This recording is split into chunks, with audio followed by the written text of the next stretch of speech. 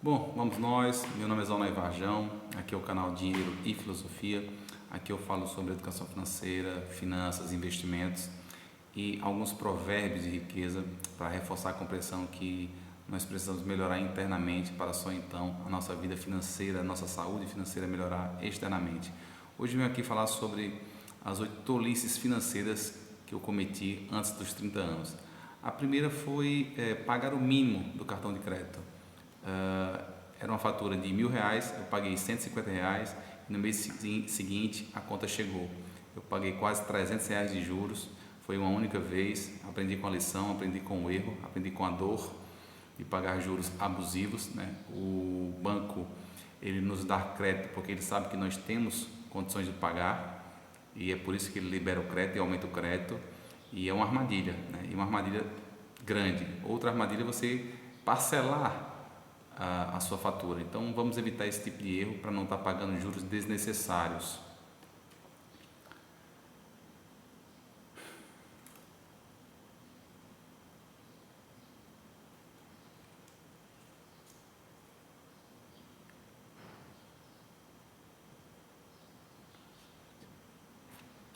Bom, a segunda tolice financeira que eu cometi foi pegar empréstimos, né? Eu peguei alguns empréstimos, né? Sou servidor público, então eu peguei o primeiro empréstimo para comprar minha primeira moto, peguei um segundo empréstimo para reformar uma casa que eu comprei financiada, e o pior de todos, eu já cheguei a pegar empréstimo para investir em pirâmide financeira, né? Na verdade investir, que não é investimento, né? Tentei alavancar e a conta chegou e chegou pesada, porque à medida que você tenta antecipar um sonho sem pagar o preço por esse sonho, você acaba vivendo um pesadelo. Então a pirâmide financeira demonstrou ser um fracasso, que de fato é.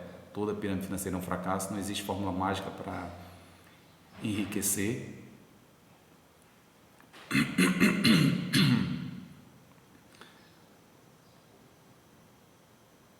Ou você está disposto a pagar o preço pelo seu sonho, ou permaneça na sua zona de conforto. Essa é a real.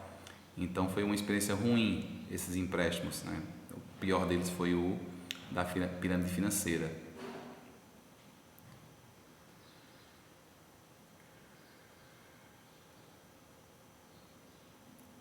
A terceira tolice financeira que eu já cometi foi emprestar dinheiro, né? Emprestar dinheiro a juro zero.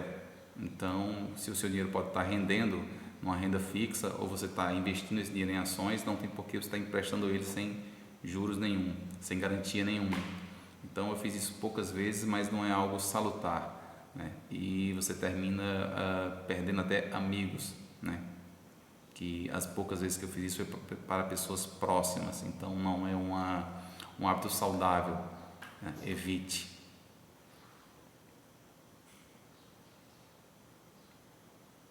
A quarta tolice financeira que eu cometi, acho que talvez a pior de todas, foi investir em pirâmide financeira, né? Retiro não me investir, que na verdade não é investimento, é furada financeira. Investir em pirâmide é uma coisa sem noção, é apenas a falta de conhecimento, né? Era algo que prometia você livrar o seu investimento em 3 meses e você dobrar o seu capital em 6.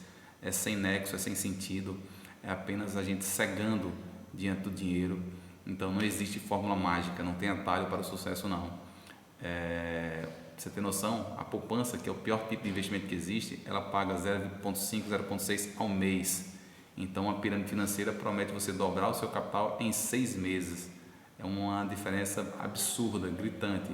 Então não caia nessa, não existe fórmula mágica não, né? O que você pode ganhar aí no mercado financeiro é em torno de 1% ao mês, é algo razoável que dá para ganhar investindo em ações ou até mesmo em renda fixa, né? Investindo em CDBs. Então evite estar caindo em falsas promessas, na verdade, e não segue diante da rentabilidade do seu investimento. Não existe rentabilidade absurda de 100% em 6 meses, nem mesmo em um ano. O que você consegue aí com muito esforço é algo em torno de 1% ao mês. Isso dá para conseguir. Então evite estar alavancando, tentando acelerar o processo, né? Porque as poucas vezes que eu tentei acelerar o processo, a conta chegou e chegou pesada. Então pague o preço pelo seu sonho.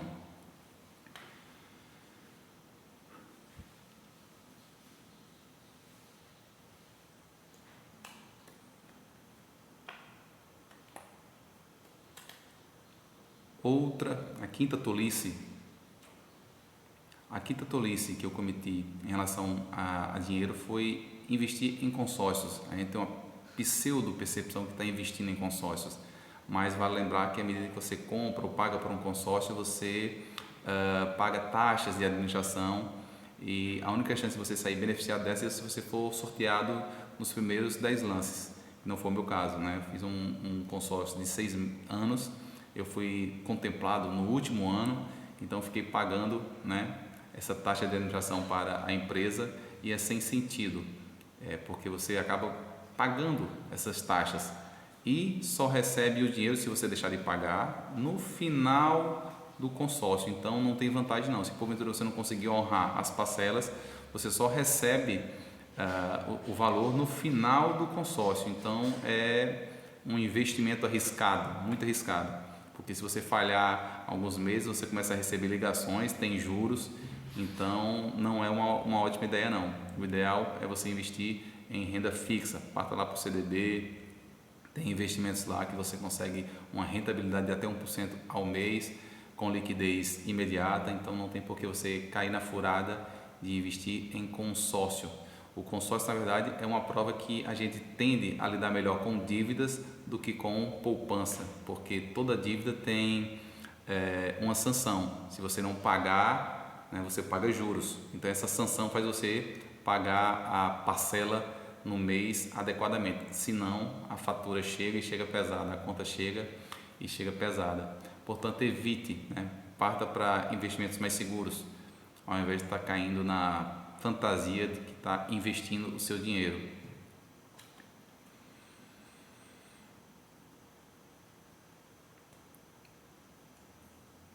Bom, a sexta tolice que eu cometi foi comprar casa financiada. E no caso aqui eu comprei duas casas financiadas. Teve uma delas que eu nunca cheguei nem a morar, né? E essa casa que eu não cheguei a alugar, no caso,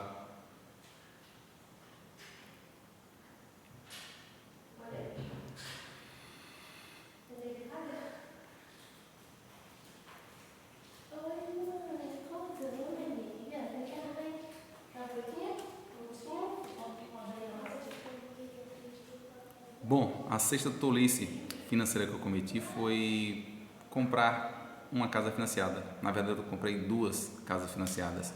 Uma delas eu não cheguei a morar. Eu comprei essa casa num leilão, foi uma boa, né? Teve um ótimo custo-benefício, mas eu não tinha dinheiro para reformar a casa. A casa precisou de uma reforma e eu acabei pegando um empréstimo consignado para reformar, como eu disse lá no tópico anterior. Então, eu terminei de pagar esse empréstimo recentemente, né? Finalmente estou recebendo agora uma renda passiva dessa casa, mas eu passei longos anos aí numa espécie de empate técnico com esse investimento, então não foi uma boa não. A outra casa eu cheguei a morar, né? Mas consegui vender, né? Consegui me livrar desse financiamento e com a diferença eu consegui construir a minha casa. Mas casa é delicado, porque é segurança, mas casa é um ativo. As pessoas têm uma pseudo ideia de que está comprando uma casa. A casa é do banco. Você financiou, a casa não é sua, a casa é do banco.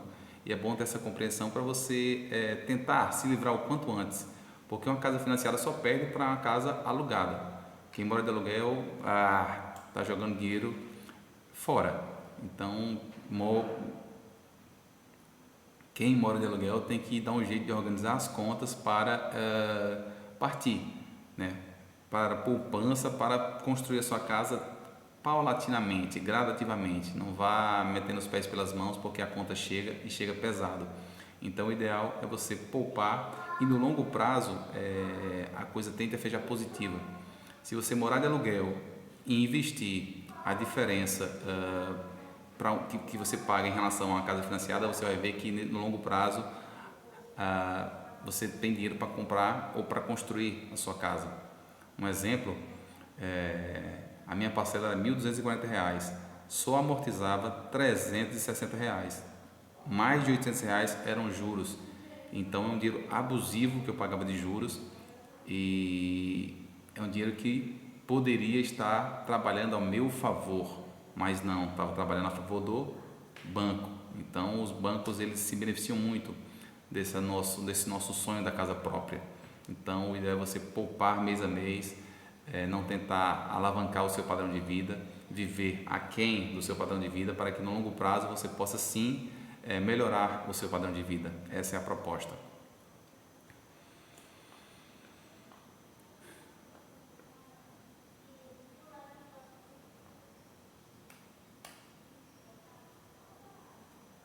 Bom, a sétima tolice financeira que eu cometi foi deixar o dinheiro parado na poupança, rendendo na poupança. A poupança rende muito pouco, né? É quase que um empate técnico com a inflação. Então, se você tem algum dinheiro parado na poupança, procure estudar sobre CDBs, sobre renda fixa, forme sua reserva de emergência e depois da reserva de emergência procure partir para a bolsa de valores, né? Porque lá você consegue ampliar os seus ganhos, né? Mas se você é uma pessoa segura, uma pessoa que gosta de segurança, em CDB você já consegue uma rentabilidade muito melhor do que a poupança. A poupança bate ali muito, quase que um empate técnico com a inflação. Então, dinheiro na poupança é dinheiro mal investido.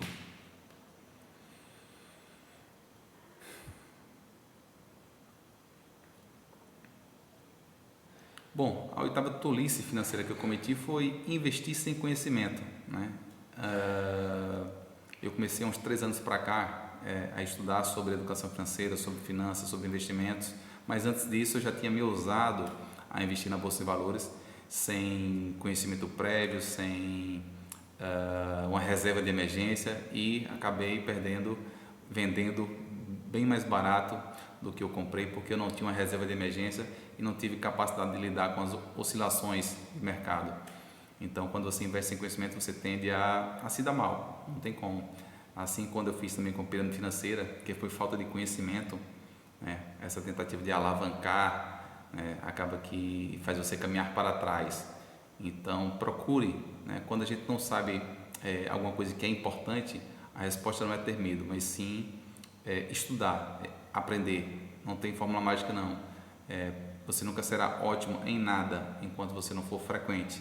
Primeiro vem a dedicação, depois vem a habilidade. Então, estude, se qualifique, procure se autodesenvolver para que você possa melhorar nas áreas relacionadas aos seus investimentos. Então, procure estudar. Tenho certeza que você nem ninguém vai se arrepender, porque estudar é para sempre, aprender é para sempre. Se você chegou até o final desse vídeo, curte a página, segue o canal para que essa mensagem chegue a mais pessoas. Obrigado.